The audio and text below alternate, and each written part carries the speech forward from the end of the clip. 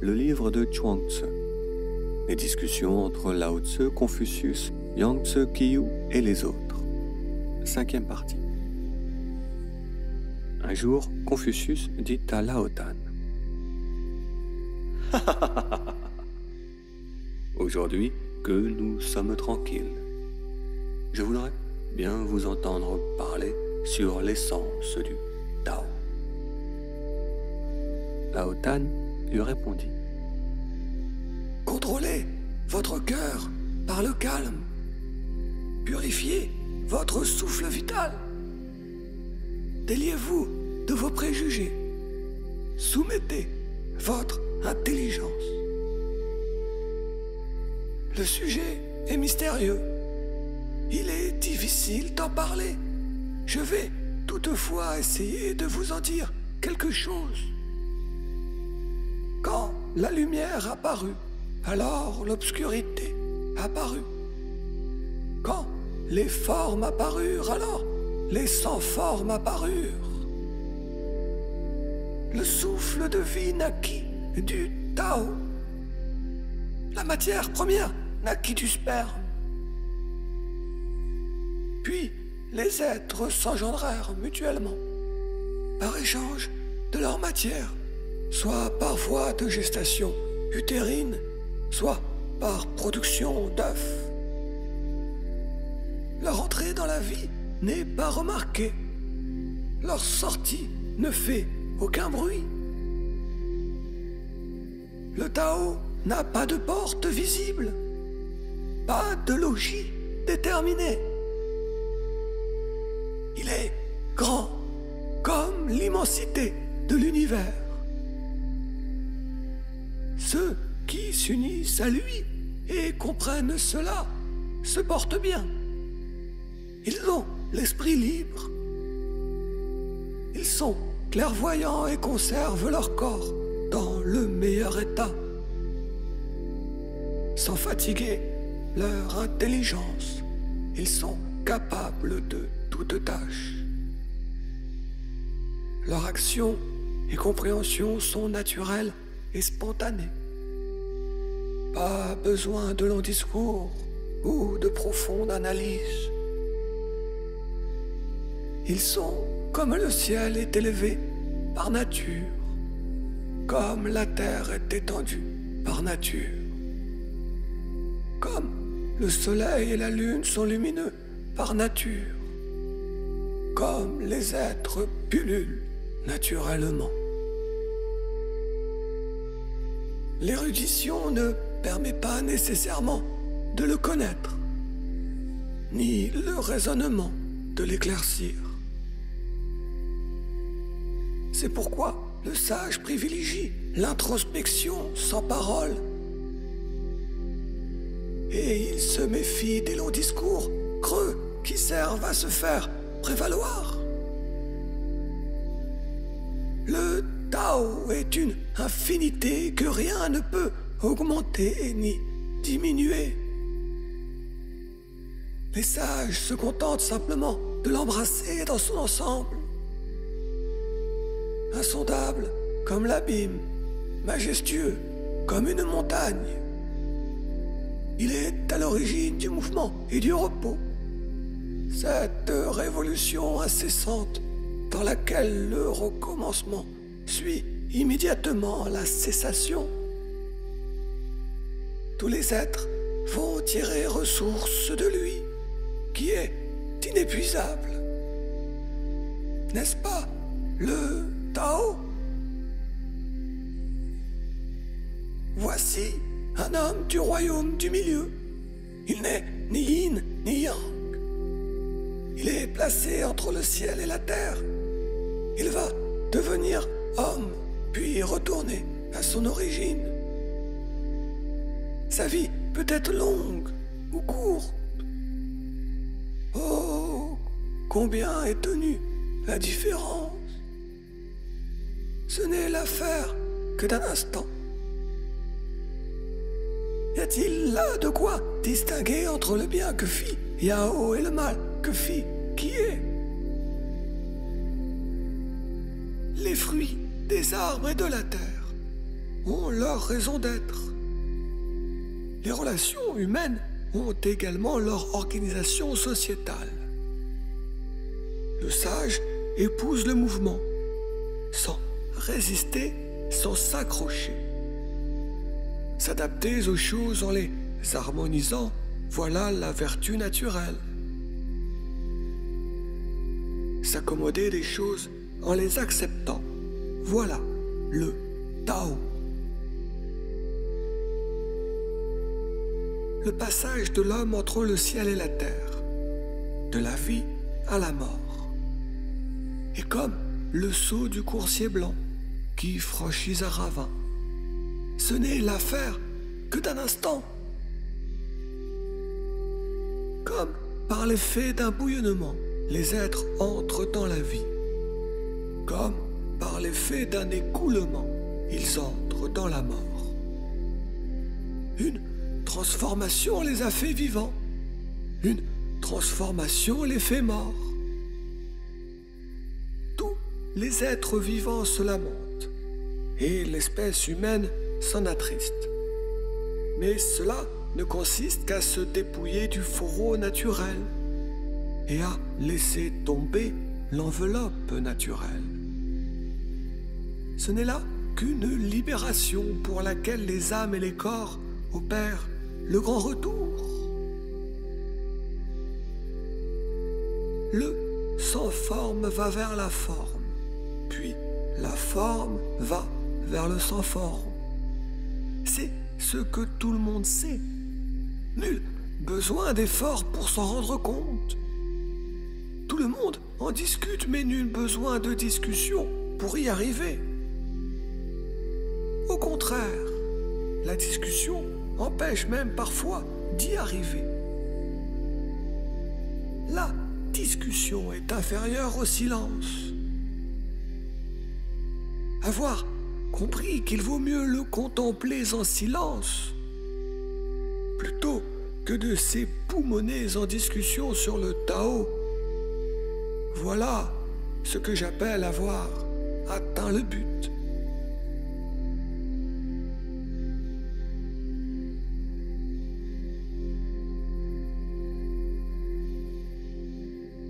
Nan Zhongchu, homme d'un âge avancé, avait reçu l'instruction de Ken Sangchu, qui lui-même avait été un disciple de Lao Tzu.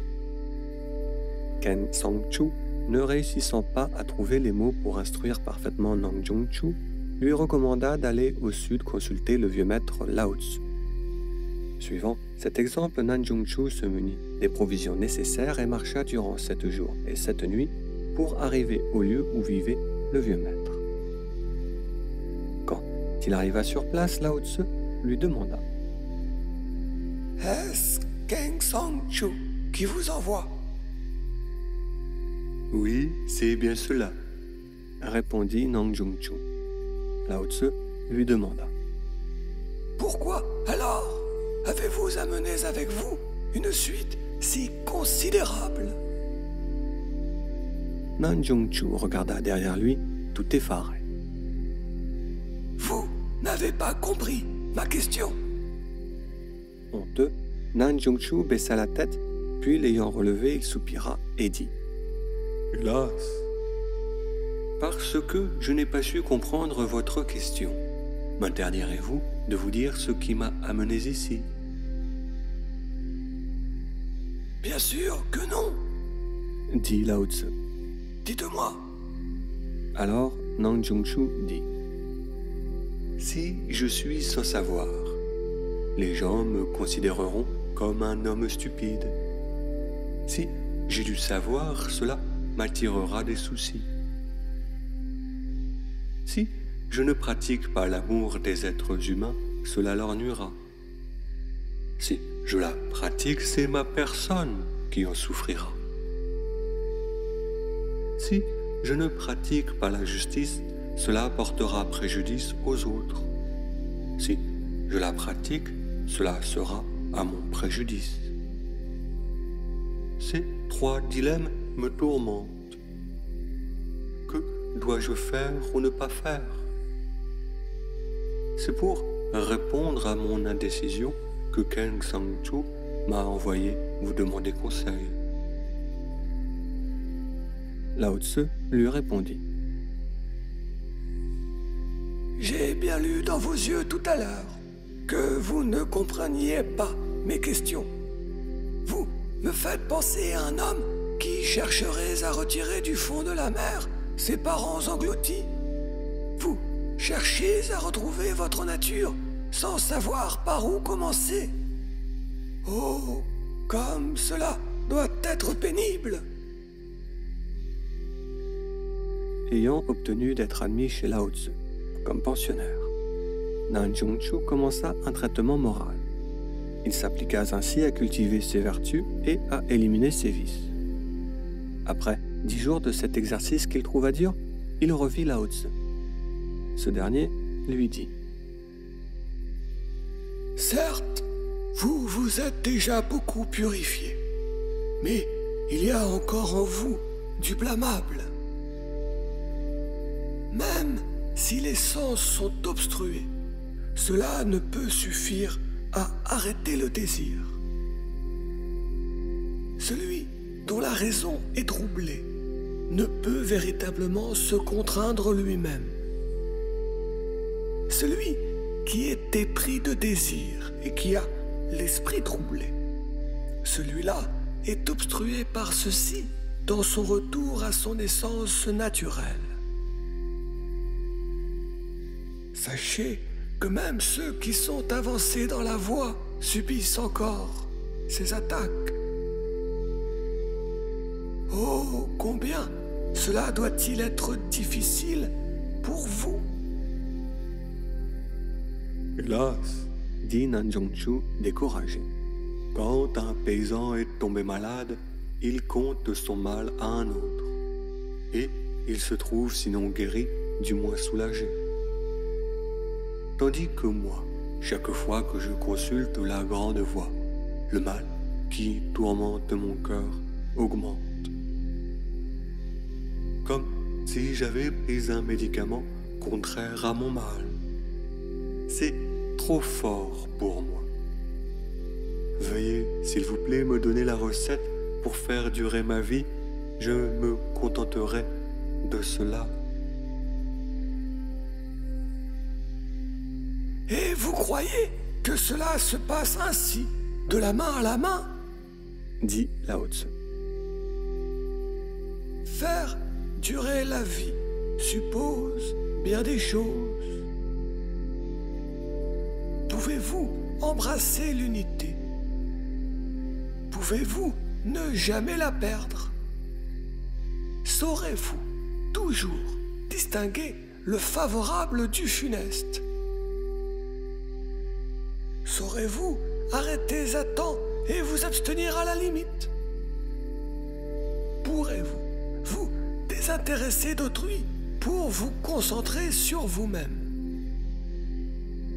Pouvez-vous rester indépendant? Pouvez-vous rester simple? Pourrez-vous revenir à l'état de l'enfance? Le nouveau-né crie jour et nuit sans s'enrouer, tant sa nature neuve et solide. Il ne lâche plus ce qu'il a saisi, tant il est rempli d'énergie originelle. Il regarde longuement sans cligner des yeux. Rien ne l'émeut. Le monde n'existe pas pour lui.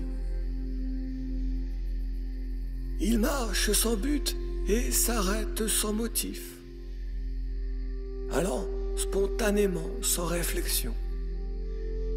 Il se plie à toute chose et en suit les fluctuations. Voilà les règles pour avoir de la longévité.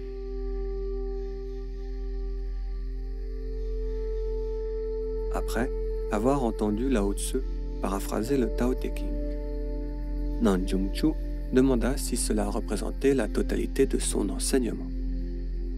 Lao Tzu lui répondit. Ce n'est là que le commencement de la carrière de celui qui souhaite devenir meilleur. c'est ce que j'appelle le dégel, au cours duquel l'humain se débarrasse de ses préjugés. L'humain, qui devient meilleur, partage avec les autres les nourritures de la terre et les bienfaits du ciel. Il ne s'attache ni aux humains ni aux choses. Plus rien ne le trouble. Profit et perte le laissent également indifférent. Il ne se formalise de rien. Il va et revient librement à la simplicité.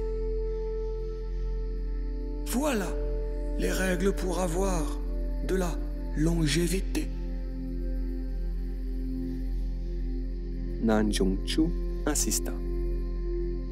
Est-ce vraiment tout? Lao Tzu conclut. J'ai dit qu'il fallait redevenir petit enfant. En se mouvant, en agissant, l'enfant n'a pas de but, pas d'intention. Il vit sa nature simplement. Son corps est insensible comme le bois sec. Son désir apaisé comme la cendre éteinte. Pour lui, ni bonheur ni malheur. Quel mal peuvent faire les hommes à celui qui se tient au-dessus de ces grandes vicissitudes du destin?